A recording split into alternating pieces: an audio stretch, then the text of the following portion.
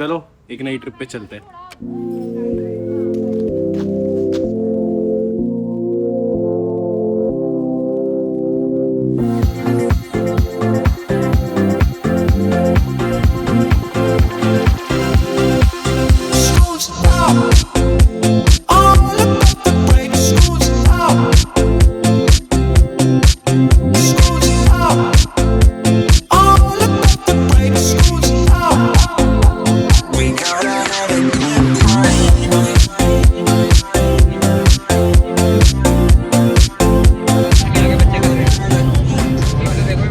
Foreign country है ये।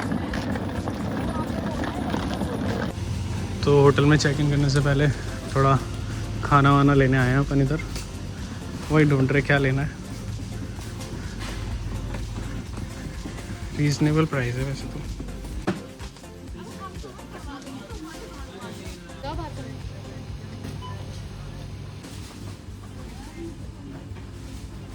तो फिलहाल हम एयरबीएनबी में आ चुके हैं।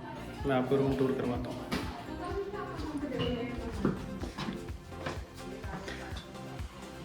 ये मेन डोर है, घुसते ही यहाँ पे एक रूम है। यहाँ से ये थोड़ा व्यू है। नीचे शायद कोई रहता होगा, बारबेक्यू है। और अब कर देती हूँ जो करना है, अब मिला ही थे। भाई बाथरूम तो बहुत बड़ा है। यस,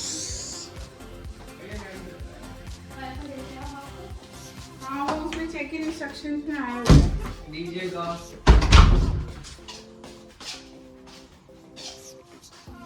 अनार का बोला लगवा दीजिए। पासवर्ड है दीजिए। बॉक्स तो नाम है ना। बढ़िया लग रहा है मेरे को तो। बहुत बढ़िया है। पहले इसके साथ मुझे नहीं पता तुम्हारा कैसा था, लेकिन हमारा थोड़ा इससे तो सुंदर नहीं, इतना सुंदर नहीं था।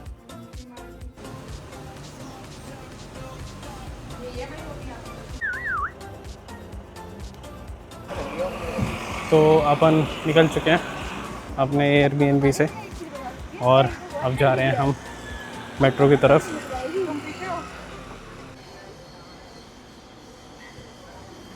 भाई मेट्रो का रिचार्ज कर दिया। क्या हो गया?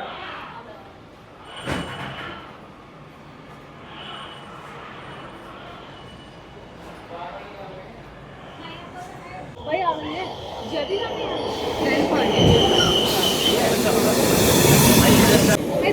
बताने को ये ना, जैसे देखो यहाँ लिखा है ना JFP28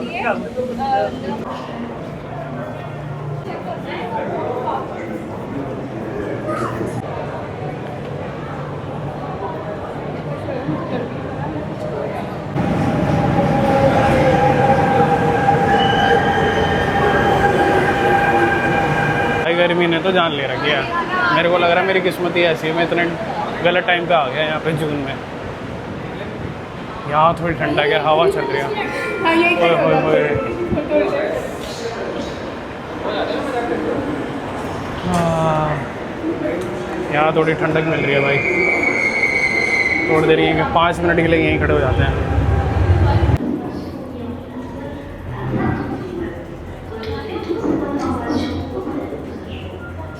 बाकी मैं ओवरऑल अगर कंपैरिजन तो नहीं करना चाहता, लेकिन इंडिया और पेरिस की मेट्रो का अगर मैं कंपैरिजन करूं तो इंडिया की ज़्यादा बेटर है। इंडिया की ज़्यादा क्या, ज़मीन आसमान का फ़र्क है। इंडिया की ही बेटर है, बहुत अच्छी है इंडिया की मेट्रो। इसके मुकाबले तो बहुत अच्छी है। क्राउड भी बहुत अच्छा है इंडिया का।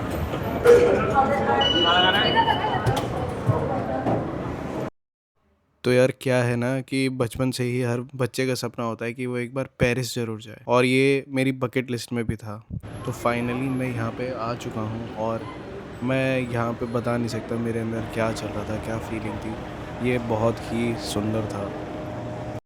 दोस्तों, पेरिस फ्रांस की कैपिटल ही नहीं बल्कि दुनिया की सबसे हिस्टोरिकल और कल्चरल सिटीज़ में से एक है। आज पेरिस की पॉपुलेशन लगभग 21 लाख है। यहाँ सिर्फ फ्रेंच लोग ही नहीं बल्कि यूरोप, अफ्रीका, एशिया और दुनिया के कई देशों से आए लोग भी रहते हैं। इसी वजह से पेरिस एक बहुत ही मल्टीकल्चरल सिटी बन चुका है। अगर हिस्ट्री की बात करें तो लगभग 2000 साल पहले यहाँ एक सेल्टिक ट्राइब रहती थी जिसे पारसी कहा जाता था। इसी ट्राइब के नाम से इस सिटी का नाम पेरिस पड़ा। बाद में रोमन्स ने इस जगह को डेवलप किया। मिडल एजेस के दौरान पेरिस का यूरोप का एजुकेशन और कल्चर का हब बन गया। यहाँ पर फेमस यूनिवर्सिटीज़ बनी और आर्ट, साइंस और लिटरेचर का काफ़ी डेवलपमेंट हुआ। 1789 के फ्रेंच रेवोल्यूशन ने पेरिस को पूरी दुनिया में मशहूर कर दिया। इसी रेवोल्यूशन ने मोनार्की को ख़त्म करके डेमोक्रेसी की शुरुआत की और आज भी लिबर्टी, इक्वालिटी और फ्रेटर्निटी के आइडियाज़ फ्रांस के पहचान है। 19th सेंचुरी में पेरिस को कम्प्लीटली रीडिज़ाइन किया गया। चौड़ी रोड्स, पार्क्स और ब्यूटीफुल बिल्डिंग्स बनाए गए। इसी प्लानिंग की वजह से आज पेरिस इतना ऑर्गेनाइज्ड और एलिगेंट दिखता है।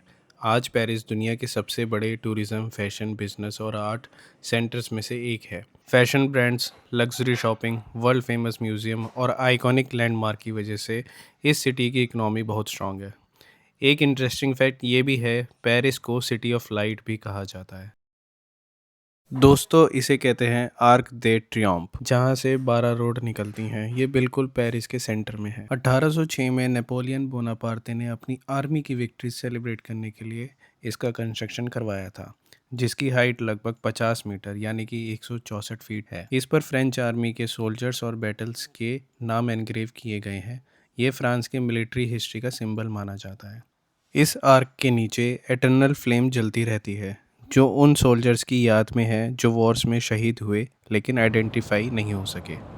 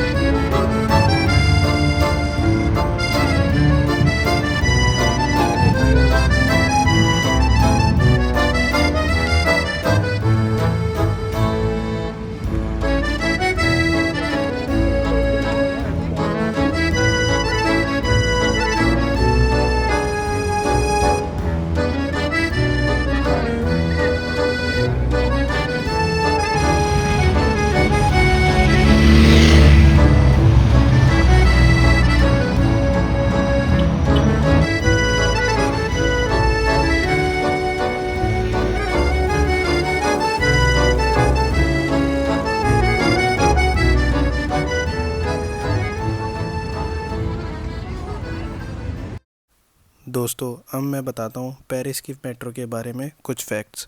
19th सेंचुरी के एंड तक पेरिस में ट्रैफिक बहुत बढ़ गया था। स्ट्रीट रोड्स कंजेस्टेड हो रहे थे। पेरिस सिटी ने डिसाइड किया हमें एक अंडरग्राउंड रेलवे चाहिए। मेट्रो का फर्स्ट लाइन 1900 में वर्ल्ड एक्सपोजिशन के टाइम पे ओपन हुआ। 1900 से लेके 1930 के बीच में जल्दी ही मेट्रो की 10 लाइन से ज़्यादा बन चुकी थी।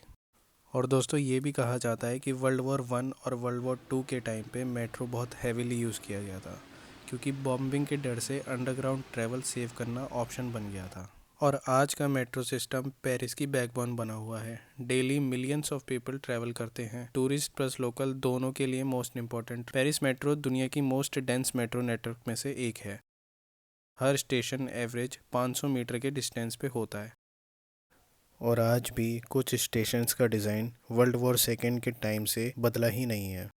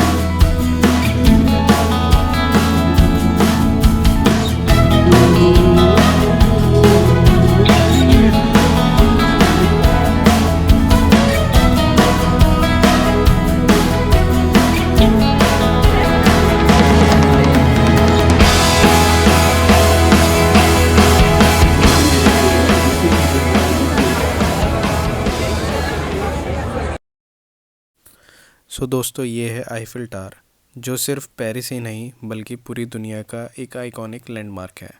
इसे 1887 से 1889 के बीच में सिर्फ 2 साल 2 महीने और 5 दिन में बनाया गया था। इस टावर को फ्रेंच इंजीनियर गुस्तावे आईफिल की कंपनी ने डिज़ाइन और कंस्ट्रक्ट किया था। इसी वजह से इसका नाम आईफिल टावर पड़ा।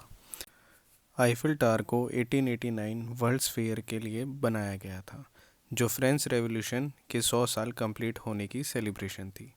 उस वक्त ये फ्रांस की इंजीनियर और टेक्नोलॉजी की पावर दिखाने का सिंबल था। इंटरेस्टिंग बात यह है, आईफिल टावर को परमानेंट बनाने का प्लान नहीं था। इसे सिर्फ 20 साल के लिए बनाया गया था और 1909 में तोड़ने का प्लान था, लेकिन बाद में रेडियो कम्युनिकेशन और साइंटिफिक एक्सपेरिमेंट के लिए ये इतना यूज़फुल साबित हुआ कि इसे बचा लिया गया। आज ये पेरिस की पहचान बन चुका है। आईफिल टावर की करंट हाइट 330 मीटर यानी 1083 फीट है। इसे 18,038 आयरन पार्ट्स और लगभग 25 लाख रिवर्ट यूज़ किए गए हैं। कंस्ट्रक्शन के लिए ये दुनिया की सबसे ऊंची बिल्डिंग थी और ये रिकॉर्ड 1930 तक रहा। आईफिल टावर को रस्ट यानी जंग से बचाने के लिए हर 7 साल में रिपेंट किया जाता है और इसमें लगभग 60 टन पेंट लगता है। गर्मी के दिनों में मेटल एक्सपेंड होने की वजह से आईफिल टावर की हाइट 15 सेंटीमीटर मतलब 6 इंच तक बढ़ सकती है। हर साल दुनिया भर से million of tourist Eiffel tower देखने आते हैं और ये दुनिया के सबसे ज़्यादा विज़िट किए जाने वाले पेड मॉन्यूमेंट में से एक है। भाई आज तो मज़ा ही आ गया। मौसम है इतना तगड़ा और क्राउड भी नहीं है। किस्मत इतनी बढ़िया है हमारी। हम सुबह आए थे, इतनी गर्मी लग रही थी और सोच रहे थे कि भाई हम वहाँ पे आ गए, लेकिन अब इतना बढ़िया मौसम हो गया ना, मज़ा आ रहा है।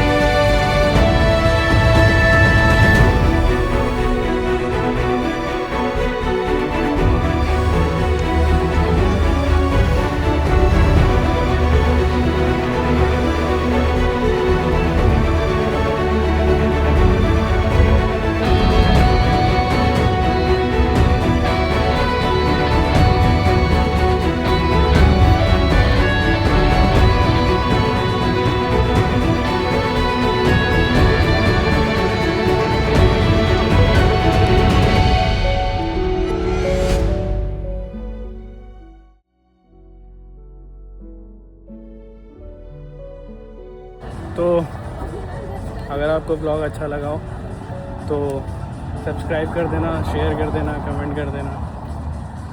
धन्यवाद।